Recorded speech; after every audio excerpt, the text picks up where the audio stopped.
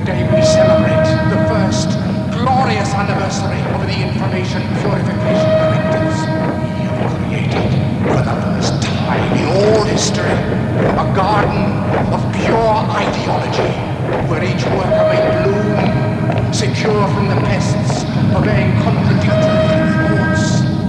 Our unification of thoughts is more powerful a weapon than any fleet or army on earth. We are one people, with one will, one resolve, one cause.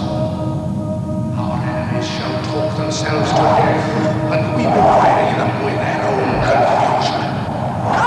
We shall prevail.